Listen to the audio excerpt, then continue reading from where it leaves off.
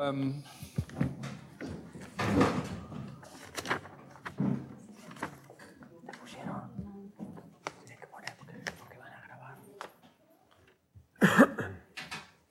are we on? Okay, so welcome everybody again to the Martin Siegel Theater Center here at the Graduate Center, CUNY, and thank you. I see faces who have seen the entire marathon of 2 days, and this is more than some people do with a subscription the entire year in New York City for plays. But I thought it was quite an inspiring, remarkable, and unique collection or reflection, kaleidoscope of a country in Europe with a great tradition of theater, but also a very, very strong contemporary drama. And I think we got an insight into the minds of the individual writers. But, you know, as Freud and Jung all tell us, you know, they are individual dreams, but often dreams are collective dreams. They are part of a country. They are part of a landscape of a country. And theater very early on picks things up. And it moves a bit faster often, you know, even than film or than others or painting. It's something that really takes the temperature, like a little canary bird.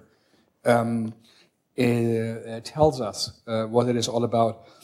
We have now the panel on playwriting, globalization, and identities. And it's a question about national identity in contemporary Spanish playwriting. It's a very big title. It will be, of course, a bit smaller, more pragmatic as it is. It is not completely clear. John Guare did email yesterday or 2 days ago that he will be here, but he is involved in the American Academy in Rome and other things. I hope he will still come here, but it's no offense. He said to him he will try to make it, and but he requested just 2 days ago to have the book and was reading the plays. Again, my name is Frank Henschke. I'm the Director of Programs and Executive Director of the Siegel Theater Center, and I will moderate the discussion. And so, and I'm also going to sit down for it. I will start. Antonio va a moderar la discusión. Yeah, we were part of it. Yeah, Antonio will. But maybe we just go down here and make very short introduction who we are. Great. Yeah. Okay, entonces vamos a introducirnos cada uno. Vale. Bueno, pues buenas noches. Good evening. Personalmente yo pido disculpas por no poder hablar con vosotros en inglés, pero my English is terrific. Sorry that I can't talk in English with you, but my English is horrific. Bueno, Antonio, también quería que todos hagan la introducción, solo que había pedido recién, Frank. A que cada persona haga la introducción y después vos haces la introducción. Vale, yo solo iba a agradecer primero. Quería agradecer antes que nada, empezando por Frank y por Martin Siegel, como representante de la Fundación Autor, y decir solo que estamos muy contentos del trabajo y del esfuerzo que se ha hecho. I wanted first of all to thank Frank Henschke and everyone on behalf of Fundación Autor for all the great work that has been done. Y felicitar expresamente a todos los actores y a todos los directores y por supuesto a los traductores que nos ayudan a dar a conocer las obras de estos autores que han llegado de España. And to congratulate all the actors and directors and of course the translators that have helped bring these plays to life here from Spain. Y nada más. And now we're just going to go around and introduce ourselves. My name is Ángel Gilorrios, and I'm the Artistic Executive Director of the Thalia Spanish Theater here in New York. My name is Ernesto Caballero. I'm a playwright, the director of the Centro Dramático Nacional, the National Theatre of Spain. Julián Mesri. I'm the Artistic Director of New Plays from Spain. I am Alfredo Sanzol. I am the playwright of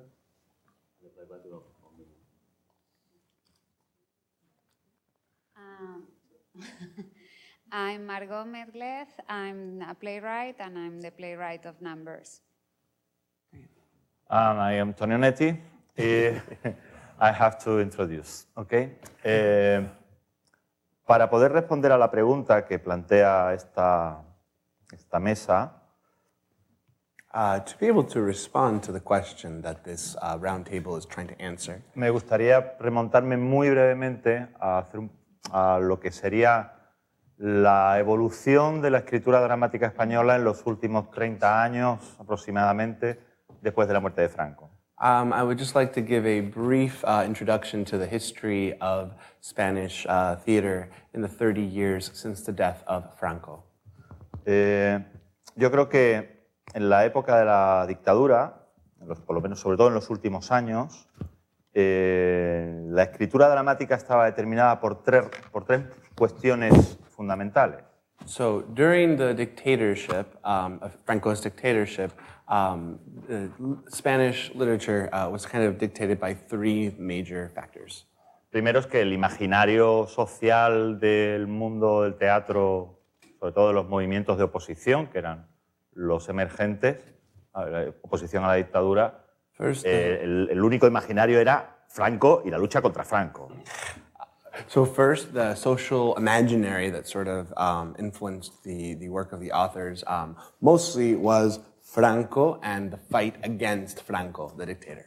Segundo elemento era la censura en sí misma, es decir, una censura que además provocaba que el mundo del teatro tuviera que buscar maneras de expresarse dando vueltas, recovecos y buscando alternativas para decir lo que no se podía decir. So the second element was censorship, and this was a challenge for the artists to find ways and means and different paths to be able to say what they were unable to say.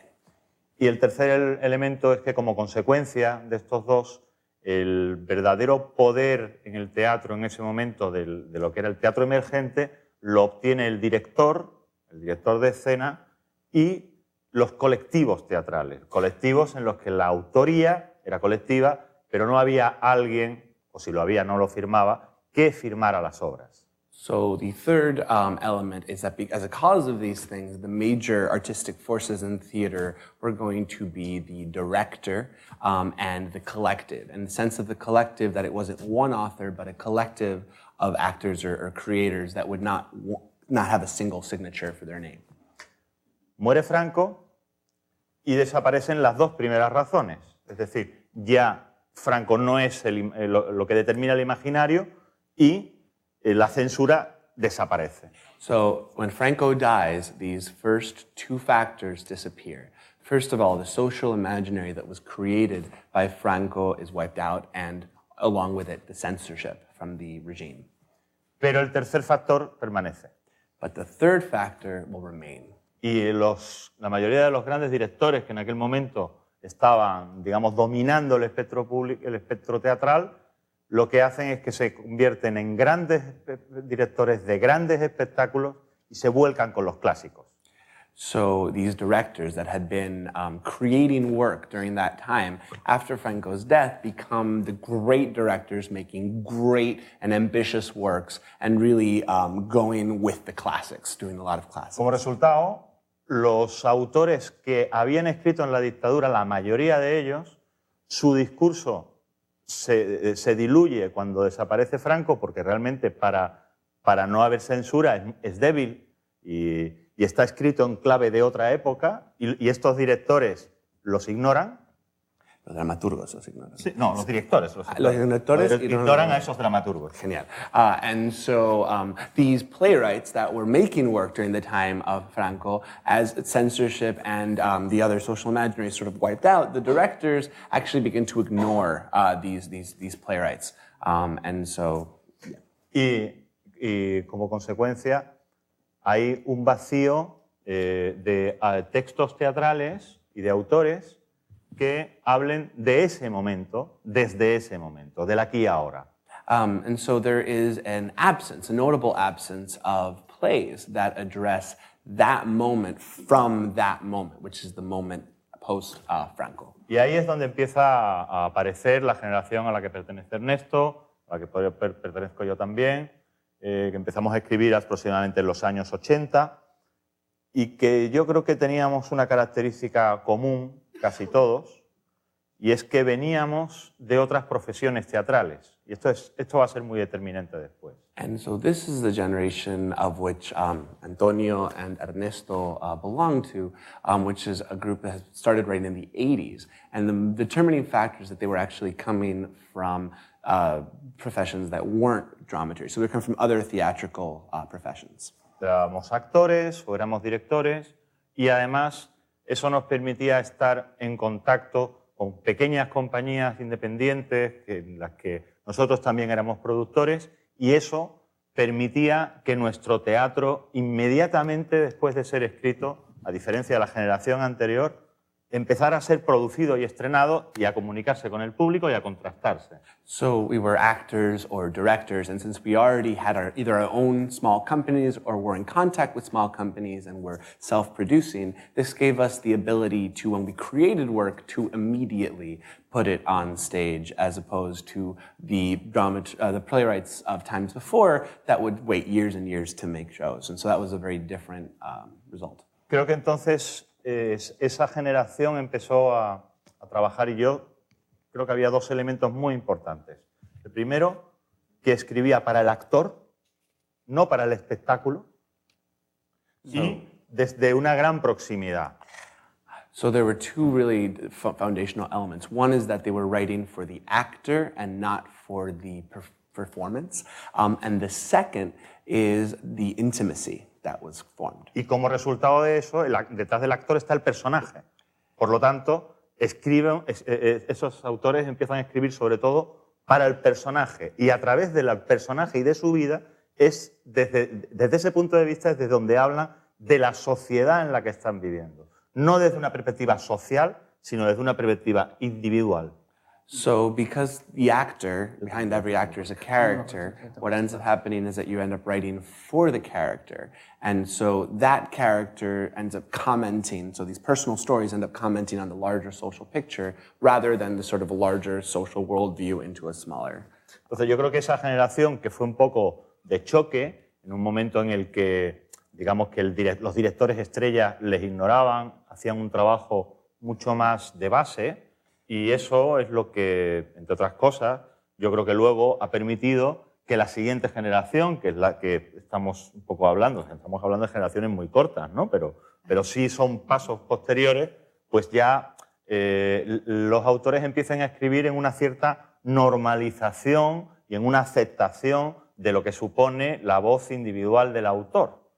So, because there was a certain clash in that era where most of the directors were ignoring the playwrights and this new sort of group of playwrights formed, now in this next generation, it's a very short generational gaps, this new generation is starting to write again in a sense of normality, where the word of the author is sort of, como the word of the author started to take on its own sort of voice in the Spanish theater. Y a partir de ahí, yo creo que los autores ya han comenzado a trabajar mucho más allá de lo que sería esa perspectiva directamente asociada al individuo, al personaje, y se empiezan a ver sobre el escenario temas que tienen que ver con la sociedad española, con la historia de España, que antes, digamos, en nuestra generación era impensable. Ahora Mayorga escribe sobre Santa Teresa, Borja sobre Picasso, el Sanzol sobre Lassa y Zabala, por lo menos los cita y aparecen en su obra, ¿no? Todo esto era impensable en la generación anterior, ¿no? So now they start doing things that were unthinkable for the previous generation, which is you have these playwrights who are really focusing on these larger issues. Borja, the artist we saw yesterday, did a play about Picasso. Mayorga, who was another very important Spanish playwright, is also talking about these larger issues. And Lassa y Zabala, and I do not know the backstory of Lassa y Zabala, but I believe they were political. Zabala es la guerra sucia contra ETA, ¿no? So the dirty war against the ETA, which was the... Estamos hablando de que en los años 80, que es cuando España estaba sufriendo, digamos, el terrorismo más salvaje, a la vez estaba padeciendo la guerra sucia de como mínimo, de algunos elementos del gobierno contra ETA, pero los autores dramáticos no hablaban de ETA ni nada por el estilo, ¿no? You had a lot of crisis with ETA and also sort of a dirty war that the government was waging against ETA, but none of the playwrights at that point were able to talk about it. And the biggest difference is that now we are, and in the new sort of Spanish dramaturgy, you're able to actually refocus on these issues that before were censored.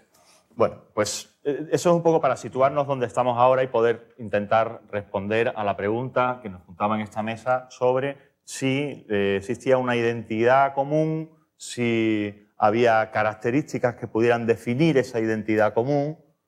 So this is just to give us a little bit of context onto the Spanish dramaturgy and to allow us to ponder this question that is going to dictate this panel is if we can find a common dramaturgy, if we can find a common idea of playwriting identity.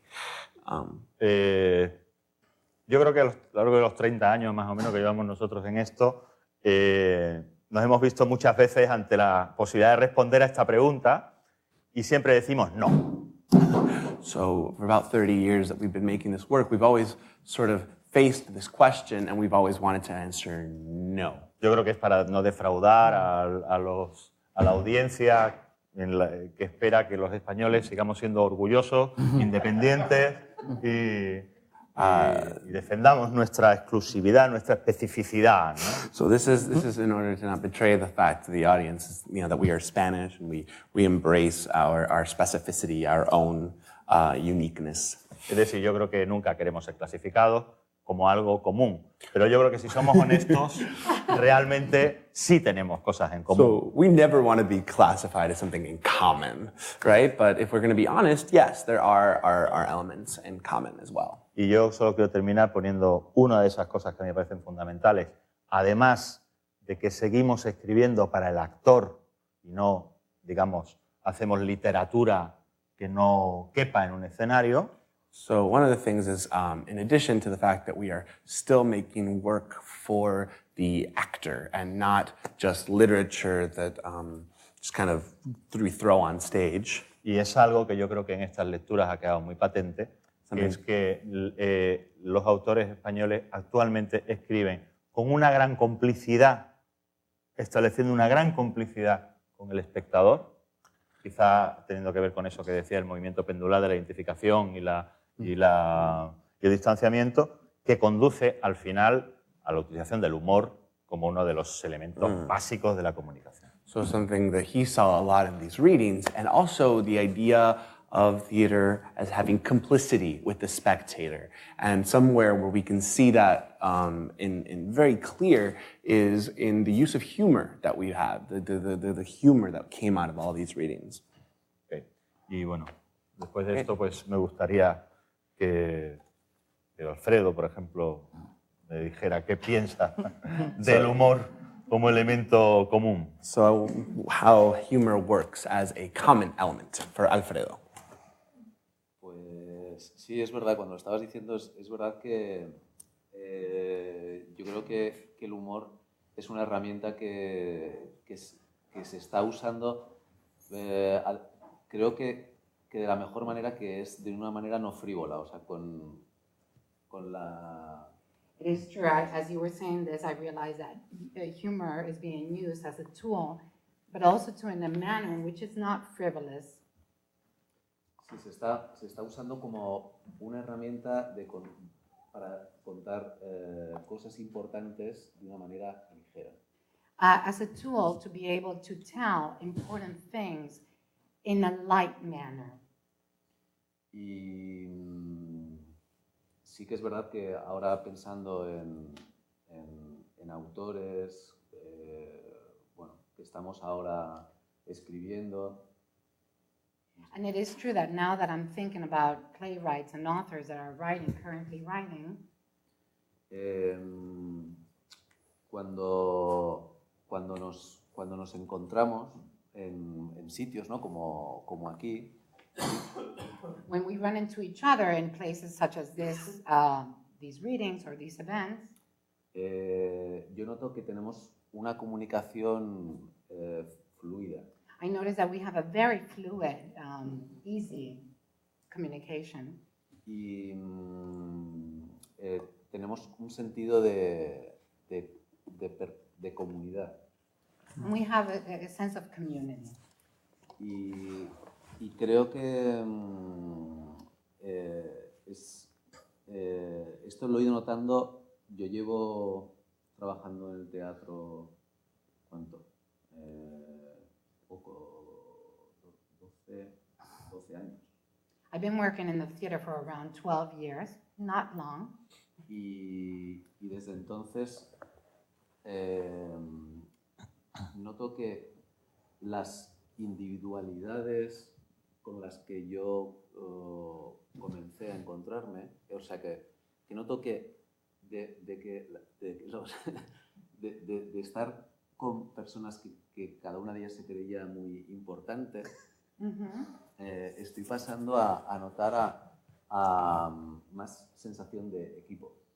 Okay, and I've been noticing throughout the years that all the people I would encounter who maybe had a self-concept that was, they saw themselves as important, are not seeing themselves as that anymore, but they're seeing themselves as a team, as part of a team, a community.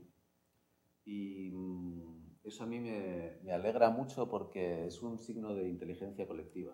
And it really, it makes me happy to see this because it is a sign of collective intelligence. Y entonces eso inevitablemente hace que nuestro trabajo sea... o sea, yo me dejo influir por el trabajo de mis compañeros y yo creo que mis compañeros se dejan influir por mi trabajo y eso hace que crezcamos juntos. It's almost like a tacit agreement in which I allow to be influenced by my colleagues' work, and they are influenced by my work mutually. Sí, bueno, es cierto lo que comentas. Y eso es una señal, yo creo que una característica con respecto al... que para mí está unida al miedo a escribir teniendo en cuenta al público. Sí, perdón. So I agree with him, and I think that this comes from a fear of writing just for the audience. Sí, yo creo que cierta pérdida del ensimismamiento, yo creo que es una característica o una pérdida de ensimismamiento o necesidad de confrontar con el público de una manera directa. Yo creo que eso de alguna manera nos define o define a los que estamos escribiendo ahora. Le hemos perdido el miedo al mito ese del comercial, de las concesiones, a cierto paradigma romántico del autor que solo da cuenta de sus propios fantasmas. Yo creo que esto lo hemos superado. Yeah, I think that we've overcome some of our fears, the fear of just feeling important and special, and we tend to go for a more direct communication with our audience now. And so, yeah, ¿qué es lo último que has dicho? Que hemos superado el paradigma romántico del autor encerrado en su torre. So he feels we've overcome the paradigm where the author is writing and is enclosed in himself and creating the work all alone. A mí me gustaría, de todos modos, hablar un poco de la identidad entendida como aquello que se puede reflejar en nuestra obra con respecto a nuestra sociedad. Es decir, si lo que escribimos es autóctono o privativo o no es capaz de traspasar las fronteras, o qué hay de común en lo que escribimos, ¿no? Me gustaría hablar un poco sobre eso. He would like to talk about what they actually have in common, what can go and cross frontiers, and what unites them as authors, and focus a little less on what they are as individuals. Bueno, realmente me gustaría conversar, o sea, dejar abierta la puerta. I'd like to leave the door open for conversation and just a discussion. Well, in terms of common ground, right, between Spain and the United States, I think it's interesting that we talked about the model of collective action and collective writing, and usando el modelo, ¿no?, de idea de trabajo colectivo como como el grupo crea juntos. Two of the directors, actually, that we worked with, Shannon Sindelar and Oliver Butler, both create work in that way. Shannon Sindelar, for many years, has company 31 Down, and Oliver Butler has a company called the Debate Society, and they find ways of creating collective work, a lot of times beginning with the actor. And it's been really, I mean, it creates a very wonderful sort of diversity within the New York theater scene for sure. And it was, and Alfredo, I know that you and Oliver talked a little bit about that, about how, you know, the Debate Society's work has a lot of things in common with some of the work that Alfredo also does. And so I thought that was an interesting meeting point for sure. Entonces, entonces como había dos compañías. ¿Para todos? Para todos, sí. Había dos compañías de Nueva York que me hicieron pensar, y dos de los directores que tenemos acá para lecturas hacen trabajo de esa manera. Shannon Sindelar es una gran directora y por muchos años también trabajó con grupos llamado 31 Down, que también es un grupo de creación colectiva, y Oliver Butler tiene una compañía llamada The Debate Society, y ellos también parten muchas veces del punto de vista del actor y a veces quizás también del punto de vista de conceptos como sonido o ideas que juntos como un colectivo lo trabajan. Me pareció un lindo paralelo entre lo que estaba diciendo Antonio y lo que está pasando acá en Nueva York. Sí. Sorry. Oh, okay. Well, Deja quemar y después... Let's hear the playwrights first. yeah, okay. No, I mean, Cristina. Mar y después... Mar, después Cristina. No pelearse. okay. But, Borja, please. I want to, we're our other two playwrights from yesterday. No, I just wanted to say that for me, I have a very different perspective of what, you know, of these similarities that you are saying, because I do think in Spain there's a lot of writing, directing, and companies that work with their own writers. That's, you know, that's I think a difference with the more Anglo-Saxon world, that the writer, you know, that in this question of the team that you were talking about, and I agree with you that I think I'm seeing things change, and I have to say that Ernesto has been a huge change, because for the first time in Spain, I have to say that the National Theatre accepts submissions of playwrights, and this didn't happen before Ernesto did this. So this is a very big difference with the Anglo-Saxon world. For people like me, that we are only writers, it was extremely difficult to knock the door of the theater. It was these competitions, these national competitions, that Borja and I very proudly have the Calderón. You know, I remember talking with Borja, and he told me, yeah, well, things change when you have this. But what I'm saying that there were very, very few doors for jazz writers. If you had your company, you know, or you were working with your company, or you were the director of your company, your text could see the scene. But if you were just a writer, it didn't happen. And I think, and correct me if I'm wrong, this is a very different from my colleagues from, you know, England and here. This is a very different thing. You are part of a team. You are a writer. And, you know, a company can put your play and you have a conversation with your play, but, you know, it is not necessary that you put your own text on a stage.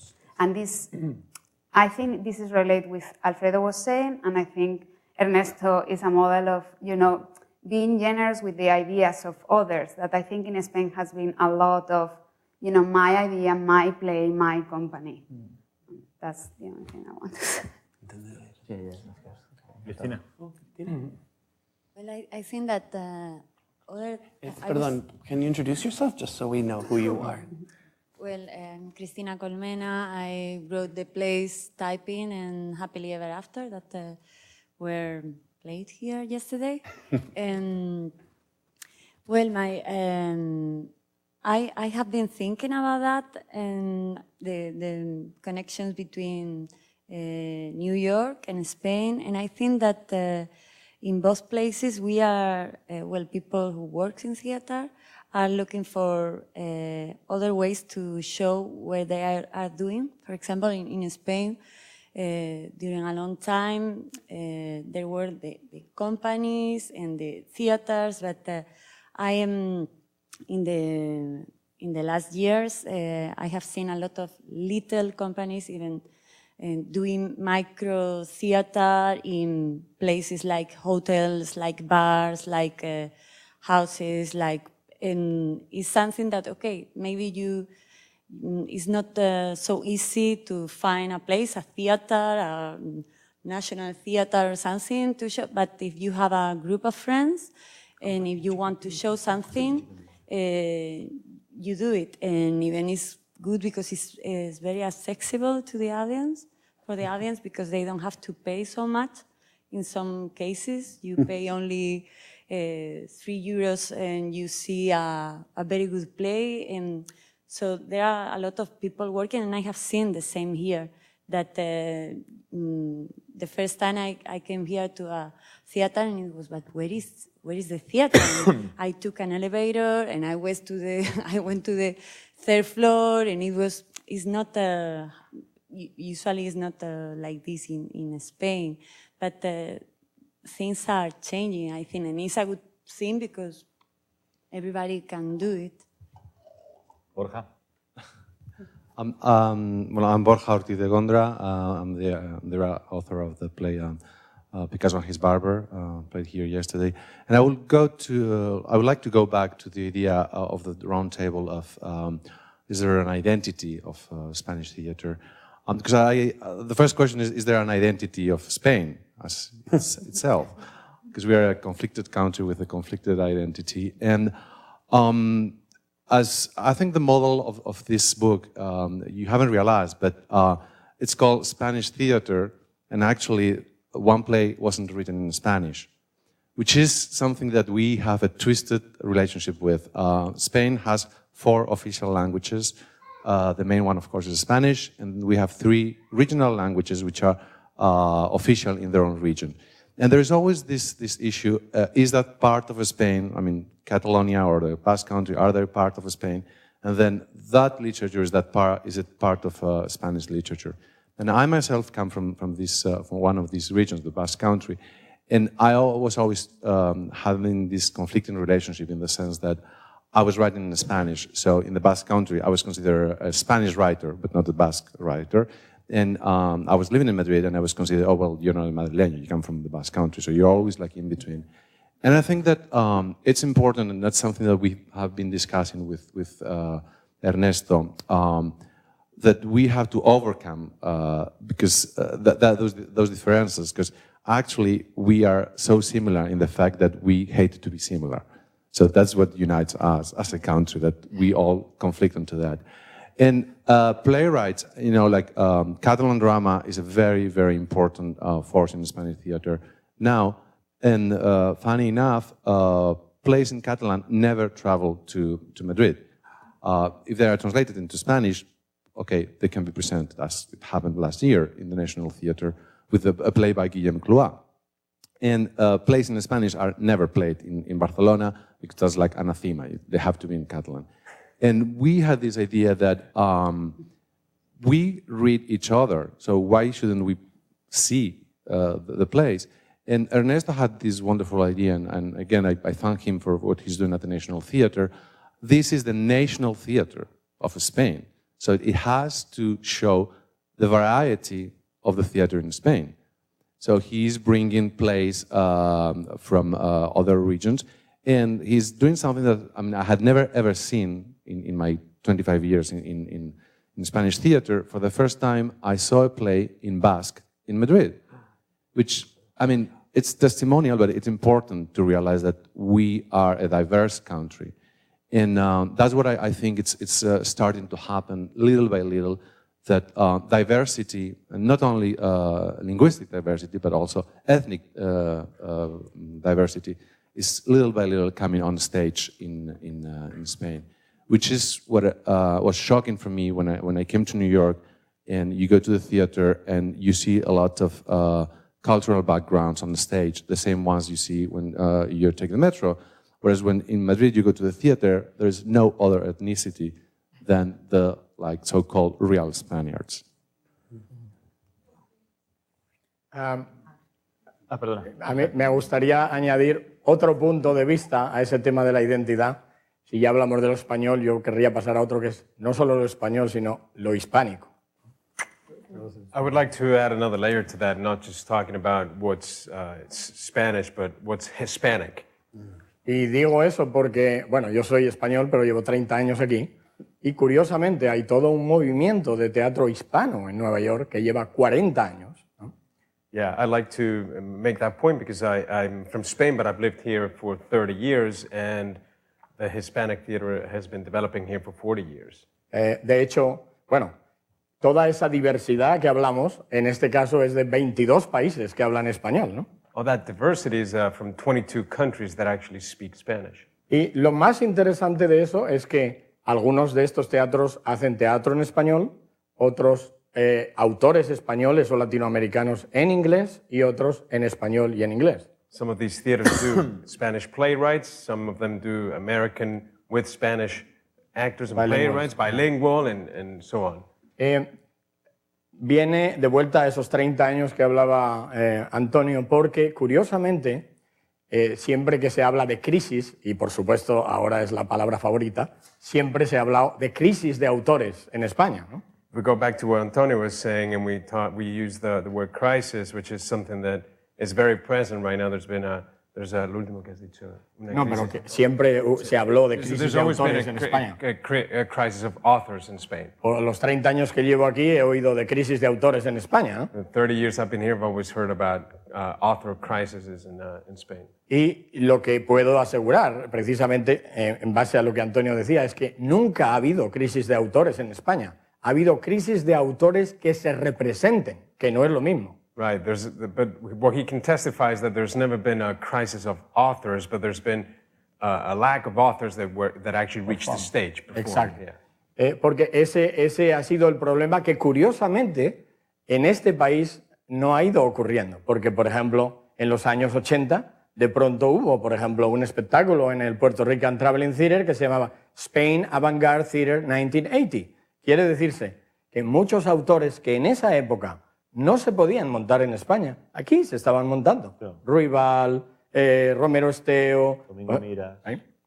Practically one of the main differences that I saw is that there were in the 80s there were some Hispanic authors and Spanish plays that were actually being produced here in New York, like el Puerto Rican Traveling Theatre. Puerto Rican Traveling Theatre actually performed it, and there were Spanish authors. Entonces, creo que es muy interesante el hecho de que hay que, como esto, y me parece fantástico que estemos reunidos aquí, que se siga hablando de nuevos autores que escriben ahora mismo, pero que de cualquier forma lo interesante sería que las varias instituciones lo que consigan es precisamente que se representen los autores.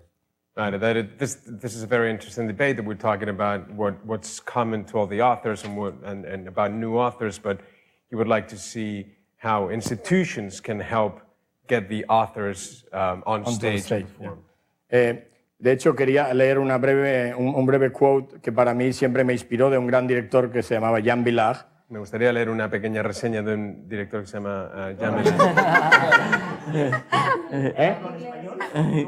Sorry, I would like to make a short quote about a Spanish author called Jean Villard. Jean Villard es la primera preocupación del director de una compañía teatral debería ser representar a los autores de su generación. The first concern of a director from a theater company should be to represent the authors of his generation. Por lo demás, el número de los autores dramáticos de una época dada es reducido.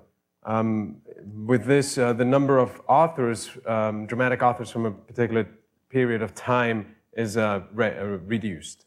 Small. Descubrirlos e interpretarlos es nuestra difícil, ingrata tarea. To discover them and to bring them on stage is our difficult and hard job. Solamente gracias a ellos nuestra existencia de comediantes de tal país y tal época no es vana.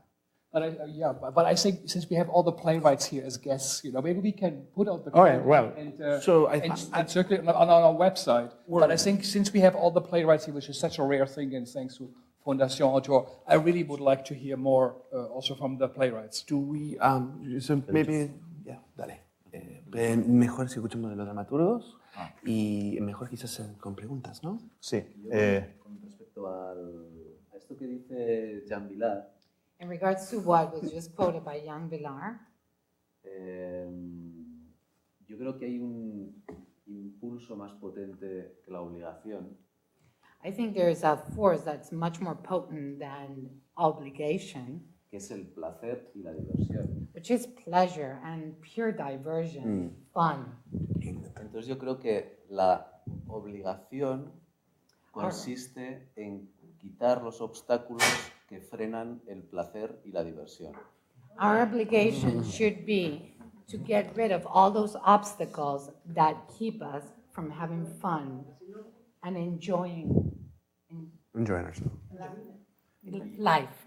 Y muchas veces uno de esos obstáculos And many times one of those obstacles es la palabra cultura. is the word culture. La palabra institución. And the word institution. Porque las instituciones no piensan. Las instituciones tienen que rendir cuentas. The institutions think, no, they don't think. They must be accountable or pay account A las otras instituciones to the other institutions que tienen el dinero. that have the money. Y las personas que reparten el dinero And those who are dispersing the money son personas con una sensibilidad limitada. are actually people with a limited sensitivity to the arts. Pero no por eso tenemos que juzgarlos. But we shouldn't judge them just because of that. Porque ellos ellos cumplen su deber. That is their obligation, their duty. Su deber de construir el progreso material de la humanidad. Well, it is their job to build the material progress of society. Did I translate that well? That was good. Y con un poco de dinero hacer más dinero. And with that funding, create more funding, or with that money, create more money. Entonces, ¿cómo convences a alguien que se levanta por la mañana pensando en cómo puedo... entonces... So how, yeah. Entonces,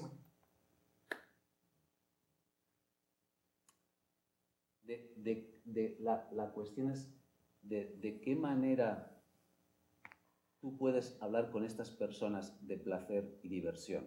So how can we really have a conversation and talk about pleasure and fun? Sin que ellos piensen without them thinking, que estás siendo superficial. Without them thinking that you're being just superficial. Porque ellos necesitan poner su dinero en algo importante. Because they must fund or invest in something that's important. Y por eso hemos tenido que inventar la cultura. And that is why we've had to invent culture. Para ir a los despachos, somos la cultura. So we can go to the offices or the different offices and say, we are the culture. Pero, I want to answer to that. Not that I disagree with you, and I don't know if I have followed completely your argument, but I think also in Spain, I mean, again, I have been out of Spain for long years, But I have the feeling that sometimes culture and tradition means something bad, always. And culture means something foreign. Like, for example, I think in Spain, if you talk about culture, you are thinking about Shakespeare instead of think about Calderón or Lope de Vega. No. I mean, not completely, but a little bit. I mean, I was in Spain like last week, and in the theater called Teatro Español, there were 2 plays of 2 Anglo-Saxon writers. I mean, and this has been happening. I mean, Shakespeare is all the time on a stage in Spain. I don't think Calderón, Lope de Vega are all the time on a stage in England or in the States, in England. No, pero yo creo que Alfredo está hablando también de una situación, digamos, que afecta a lo socioeconómico dentro del mundo de la cultura subvencionada en la que hemos vivido en los últimos 30 años. Hemos tenido nosotros estamos viviendo, en teoría, un cambio de modelo. I think that we are experiencing a sort of change in the way things are working. And in theory, what we're seeing right now is a change of that model that you were talking about, Mar. So it's in process, está como en proceso, ¿no? Okay. Y ese modelo en el que estábamos era un modelo de la cultura, la subvenciona el Estado. So this was an idea that the model of culture was funded by the state. Ahora lo que se nos plantea es que la cultura sea soportada por el sector privado a través del mecenazgo. Eso sería el cambio de modelo. So now it's a move from the state supporting culture to the private sector supporting culture. El problema que vivimos es que nos han quitado un modelo, pero el otro no ha llegado todavía, con lo cual estamos sin modelo. So the problem is that they took one model away from us, but we still haven't gotten the other one, so we're kind of in between models right now. Pero en cualquier caso, yo cuando estaba hablando Alfredo, recordaba una cosa que dicen siempre los directores de cine, que es el talento se compra. So this is something that I was talking to Alfredo about film directors, and they say that talent is bought. Eso significa que llevado al mundo del teatro, si tenemos mucho dinero podemos comprar un magnífico escenógrafo, o poner en escena una orquesta de 60 señoras y señores desnudos en una piscina de agua, ¿no? So if we have a lot of money, we can buy, 60 actors and a whole orchestra, and we'll create a big, long swimming pool and a beautiful set. Todo eso se consigue con dinero. All of that you get with money. Pero el talento, cuando no hay dinero, el que permanece es el de los autores. So when there's no money, the only talent that remains is the author's talent. Por eso yo creo que en esta época de crisis va a ser, desgraciadamente, muy beneficiosa para los autores. That's why I feel that in this moment of crisis, unfortunately or regrettably, it's going to be, very good for writers. Porque los autores escriben desde la necesidad, no porque alguien compra su talento, al menos en teatro. Because writers write from necessity, not because somebody wants to purchase their talent, at least not from theater. Y bueno, creo que por la hora que es deberíamos de pasarle la palabra a los espectadores también, a la audiencia, salvo que alguien quiera decir algo imperiosamente. Bueno, tenemos a John Ward. Sí. Que quizás acaba de llegar, pero no sé si acaba de decir algo. In just a second, I think we're going to pass the baton on to the audience to allow us to ask a few questions. But first, we'd like to introduce John Guare. I'm sorry, I was told it was 9 o'clock, and I said, well, that's late, but it's very Spanish. So I said, well, I'll get here 20 minutes early, and I'm embarrassed. Oh, no, we're so sorry. I have it in writing, 9 p.m. So I said, well, I'm here because of Inigo Ramirez de Ora. A great friend of mine said, come and back me up. Yeah. So I came, and then Inigo fell down and broke 7 ribs and is in a hospital in Madrid. Yeah. So, ¿Qué pasó? Inigo se había lastimado, iba a estar acá. Last night it was 9 o'clock and this night it was 8 o'clock. So maybe we made some I was told. I just have to say that Inigo, in his preface, I'm sorry I've missed what's been talking about, but Inigo said, it's a golden age of playwriting. And I got this book, and I said, oh, sure. And I was absolutely bowled over reading these plays. I started with Paquita, and where the first act and the second act, writing was so beautiful. I do not read any Spanish or speak Spanish. And then the leap it made in the third act was so startling and brilliant and original. And the other play, the promise, I was just bowled over by all of them, but especially, I must say, the two that, the plays, I'm not knocking them, but the plays, some of the plays could have been Happily Ever After and Typing, could have, in numbers, they could have been American. They were beautiful plays, wonderful plays for actors. So you have the state of acting in Spain must be great right now to be able to write, to have these actor-driven pieces, with beautiful, exquisite writing. But then I got to On the Moon by Alfredo Sanzol. Which one is he? I was just bowled over by this play. I felt that I was hearing something in Spain. I was seeing a side of Spain that I didn't know about. I was being told something about a world I did not know. The curtain was being ripped aside, and I was being told, shown something that I did not know before. I was being given a new world. And then Picasso and his barber, I must say, it was so moving, the idea of Picasso and these exiles from Spain living across the border. I'm writing a new play right now called Three Kinds of Exile at Rehearsal Theatre Company. So I've been, dealing with exiles a lot. And the fact that I never think of Picasso as being an exile from Spain. This play with the barber, the relationship was so moving. And one thing I just wanted to ask, and I love two things I want to ask. Is it On the Moon, page 287, On the Moon, the title of this beautiful play, and it's the same in Spanish, On la Luna, is, it says, why have you got a United States flag over there? And it's because we're on the moon. And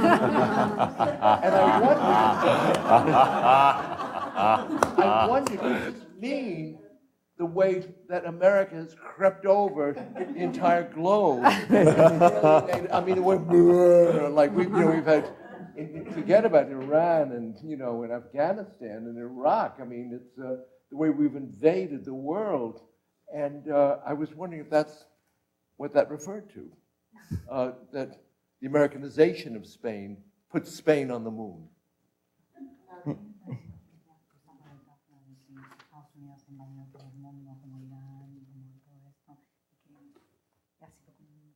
No,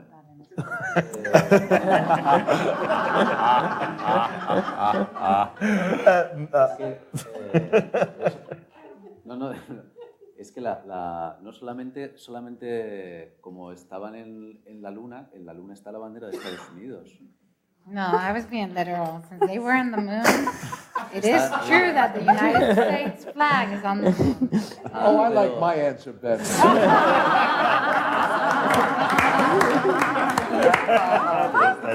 But one other thing, I don't want to take up time since I hate being late. I'm so mad at myself. I don't know what I'm mad at, but I'm here.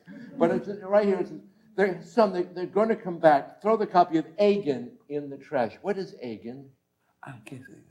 Agin is a Basque publication of the nationalist. It's a nationalist Basque publication. It's a Basque publication. I figured it was that, but I just wanted to know what it was. But I must say I love these plays, and I would like to ask the question: how has the response to these plays been in Spain today? You probably dealt with it, but I would love to know what kind of theater. I was in Madrid for the first time in January, visiting Íñigo, and a friend of mine, a great American poet named Mark Strand, now lives in Madrid. And we went to visit him to make sure life was great, and we envied him so much. And we saw all these big theaters with Lion King and operettas, big Broadway theaters. Oh, yeah. And I said, well, where is the real theater? And this book made me wonder where these plays, which are plays from a poor theater, are being done. And I was wondering, because I know, like, in the early 60s, when there was no government funding, there was nothing, there was not even an off-Broadway, we all started at a place called Cafe Chino and Cafe La Mama, which was a little storefront theater back in the early 60s. And I wondered if these were in little cabarets, cafe theaters, or small theaters, and what the response to the Madrid audience, or in Spain, have these plays travel around Spain? That's what I would like to know. En La Luna se estrenó en el Teatro de la Abadía. Actually, La Luna was premiered at Teatro La Abadía. The big theater. The big theater in Madrid. Sí. Y además es un encargo del Teatro de la Abadía. And actually, it was commissioned by the Abadía Theater. Really? Yes. How many seats? And I have to add one thing. Are you Antonio Netti. Antonio Netti. No, I'm not one of the authors. Una de las respuestas a la obra de Alfredo es que es una de las nominadas a los premios Max, que son pues como los premios Olivier o los Tony en España, a la mejor obra teatral escrita en castellano. So one of the responses, if you want to know about responses, that Alfredo's plays had is it got nominated for what is the Spanish equivalent of a Tony for Best Play, and so in the Spanish language. So. And it had a success in an audience. Era exitosa la obra. Yes. And does it travel around Spain? I mean, is there a route? I know in Italy, which is impossible, you know, this play will open in Milan and then go to Parma for a week and Turin for a week and end up, it could be on the road for a couple of years, you know, but what happens in Spain? No ha tenido una gira grande, no, ha tenido una gira, pero una gira ha estado selecta. Ha estado 5 semanas en Madrid. It has had a tour, not a big tour, a limited tour. It was 5 weeks in Madrid. Yeah. Una semana en Barcelona. 1 week in Barcelona. Y luego por el resto de España 14 funciones. And then 14 different gigs or showings in different places in Spain. But is there a theater tradition outside Madrid in Barcelona? Because the modern theater started in Spain thanks to the travel. Don't forget, there was no theater for 1,700 years, thanks to Rome and the church and the Calder, they copied down, Teresa de Molina, they copied down the plays that these traveling players in Spain had invented, with Lope de Vega and Calderón de la Barca. And so I always feel that the home of our theater, of the Elizabethan theater, is in Spain. And I was wondering if that tradition still exists in Spain. ¿Uno de los otros dramaturgos quiere responder a esa pregunta? Si existe otra tradiciones en otros lugares que Madrid, como en Barcelona. Borja, tú que hablas. Borja. For a long time, theater was only done in Barcelona and Madrid, and there were no theater in the provinces except big commercial theater traveling just for a couple of days. But there was this program by the Ministry of Culture of renovating theaters, and now we do have what's called the network of theaters. So each capital has its own theater. The problem now is that it has a house that doesn't have enough money to put up any show. So we have empty houses. Yeah. A lot of empty houses. Outside Madrid. And what's the like? Can you make a living? How does a playwright? I mean, I teach playwriting, and one of the things I teach is how you support yourself and watch out so your temporary job doesn't swallow you up and become your full life. How does a playwright in Spain support himself? Do you get government help? ¿Cómo se apoya cómo vive un dramaturgo en España? In my case, I direct and I write. Other than theater? Yeah, theater. So I use a lot of time for writing, so nobody pays this time. Yeah. So so I direct and and with the money, you know, I do a direct write by direct and Overlap. Yes. like this. And if you are little lucky with the author rights, Yeah. you can have some money, but not very But much. we say in America, the theater is a place where you can make a killing, but not a living. Puede Who are the matar, pero playwrights puede here? vivir. Borja, Cristina, Ernesto, Alfredo y Mar. I'm so impressed to meet you all. I can't tell you how much what pleasure this book gave me, and the translations are terrific, terrific. No, terrific es bueno. Are any of the Son buenas, translators bueno, like terrific es un false friend. None of the Leave translators. them behind. Oh, they're wonderful. Pregunta del público, ¿no? Sí. Queríamos pasarle la palabra al público, si quería alguna pregunta. Yes. I lived in Spain for about 6 months, mostly in the Albufeira. And one of the things I noticed was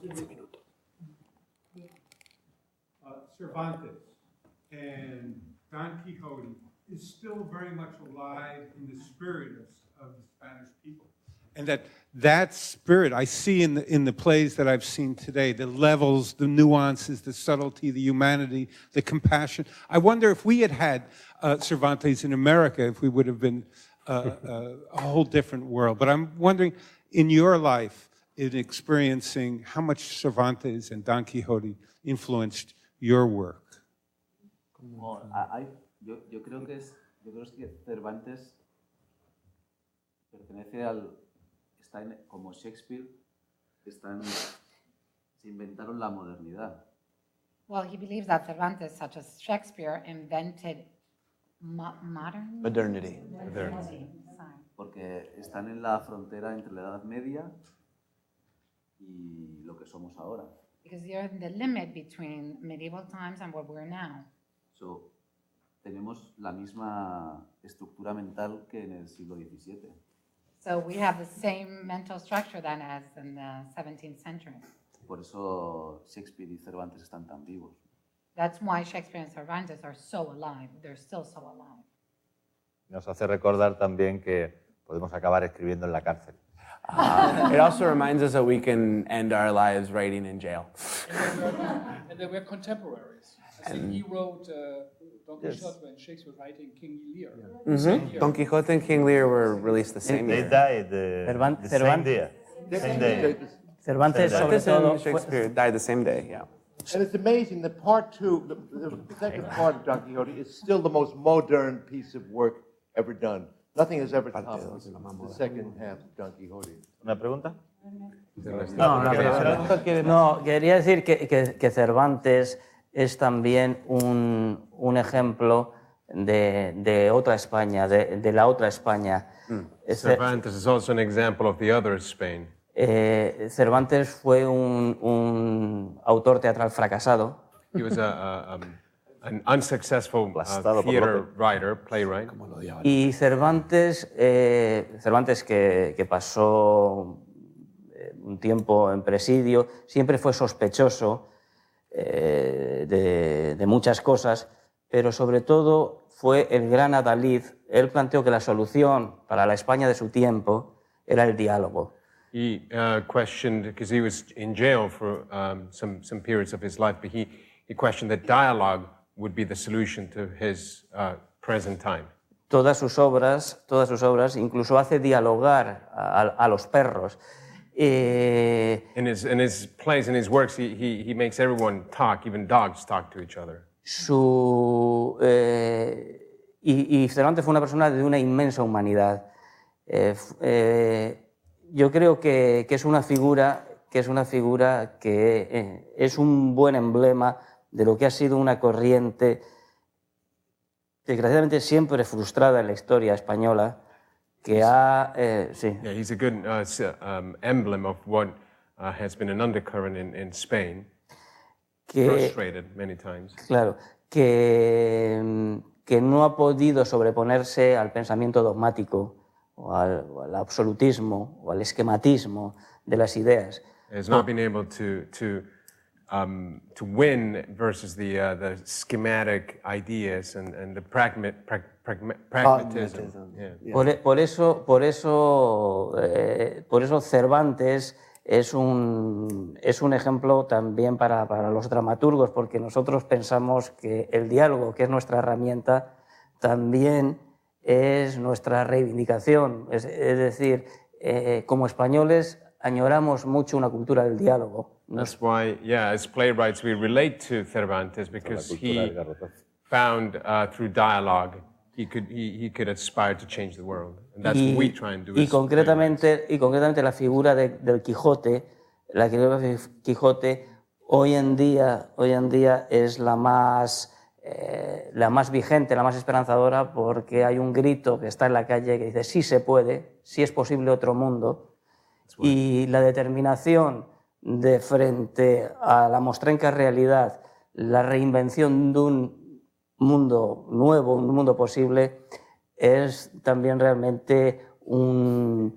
nuevo discurso que es el que el teatro debe plantear frente a unos discursos que parece que están fijos o establecidos. And today, especially in today's Spanish world, the figure of El Quijote is very present because he's trying to believe that a better world is possible.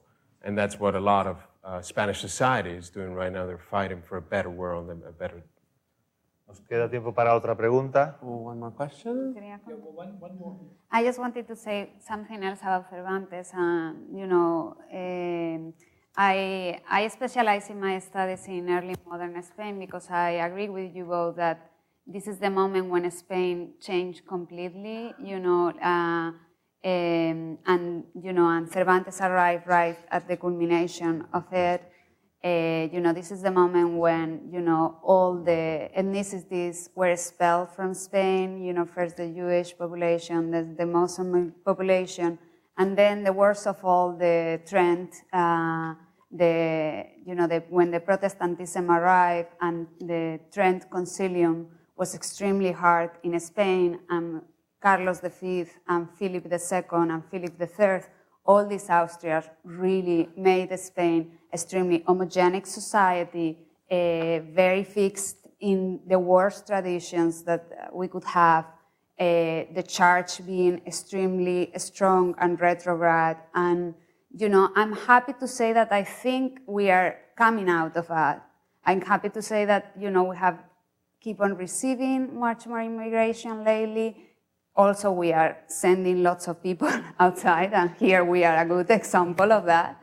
But I'm hopeful. I think, this is what we find in this, this moment that history could have gone other way than the way that it went. Hola. I think that what is in common in all these playwrights and in almost all of the plays, we were speaking about humor. And I think that's our Cervantes heritage. We use irony. We were speaking about this humor is not frivolous. There are such huge themes we can't deal with that we use irony, like Cervantes did in Don Quixote, where he was trying to deal with the worst situations in Spain. And you always end up with a smile at the end of each chapter. And I think that's what happens in these plays.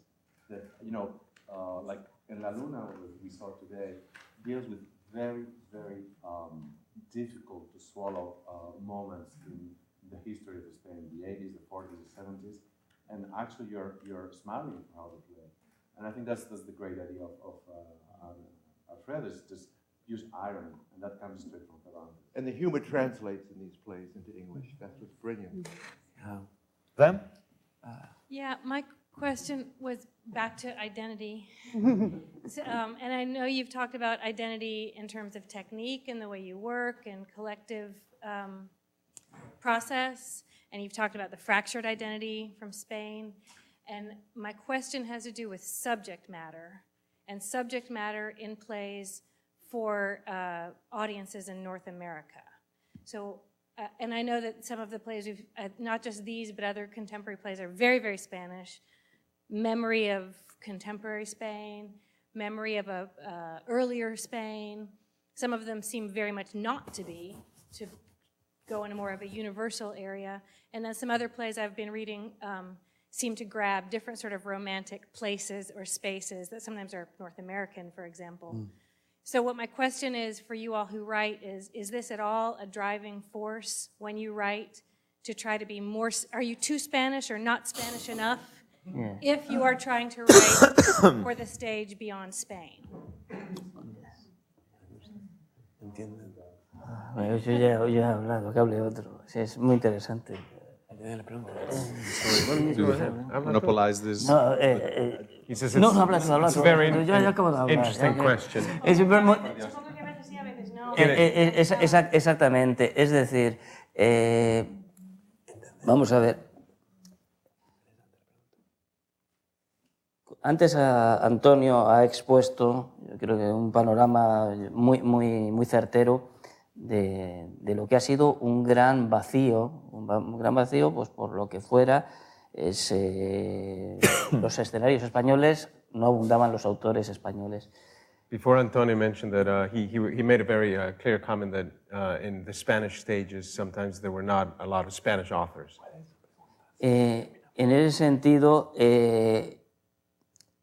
ha habido una reacción por el aquí y ahora, por un teatro muy inmediato que está ahora mismo en ebullición, ¿no? Right now there's a very strong reaction, a very strong movement for the theater that's happening right here, right now, that's really boiling with the world. Es en ese teatro, y también hay un teatro que apela a la memoria española, que era otro gran vacío.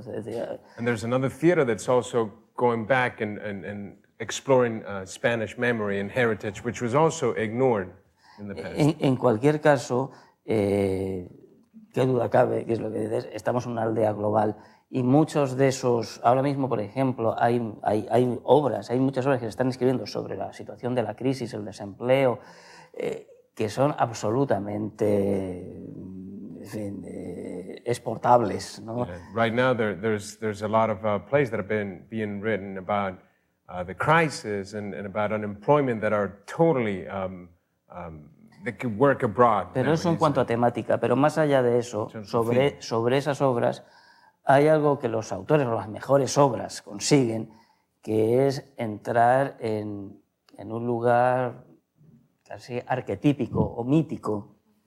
But some of those plays, some of the greatest ones, managed to enter a realm of the archetype, of the mythical. Las grandes pasiones humanas son universales, los grandes deseos, las grandes frustraciones. El momento en el que estamos ahora mismo, la crisis de identidad. Entonces las obras, las grandes obras que alcanzan eso, pues evidentemente son absolutamente universales. Es decir, y finalmente la cobertura, la temática, yo creo que es muy secundaria o accidental, ¿no? So he feels that those authors that manage to get those archetypes, those myths on stage will prevail, and they will work abroad, and they will make the common themes less important. Yo sé que tengo noticia de que en Estados Unidos cuesta más aceptar o no superar esa temática, ese paisaje, ese color local. Claro, cuesta más, ¿no? En España, que aceptamos muy bien el teatro anglosajón, nos resulta que se llame Johnny o que tome hot dog en vez de tortilla de patatas, nos da lo mismo.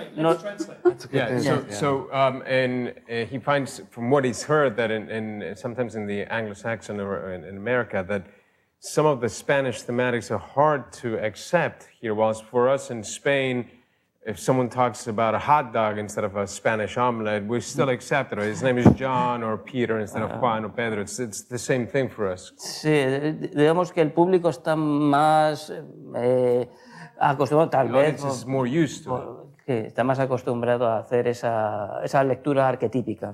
More used to making that archetypical reading of the play and not focus so much on the theme.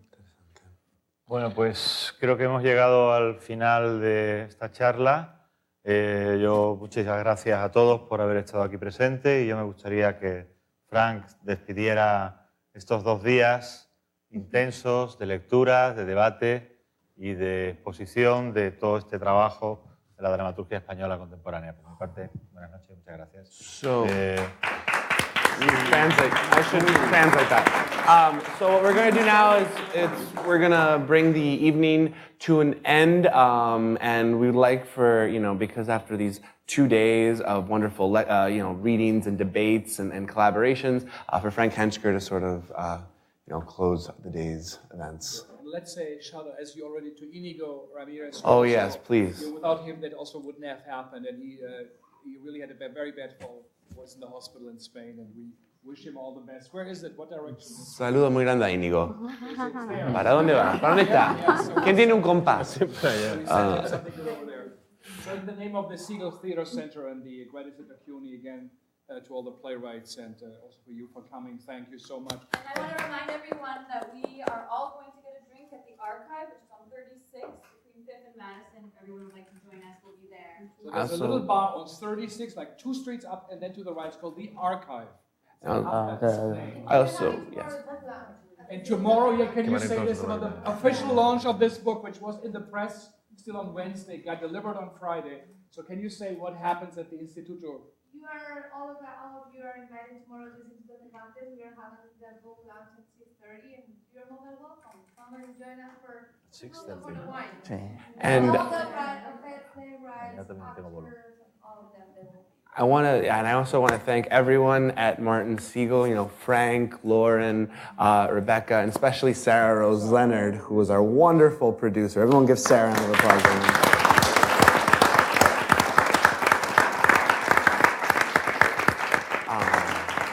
Thank you so much, guys. And of course, our panel, and Penworld Voices, and John Guare, and everyone. Thank you very much. Thank you, guys.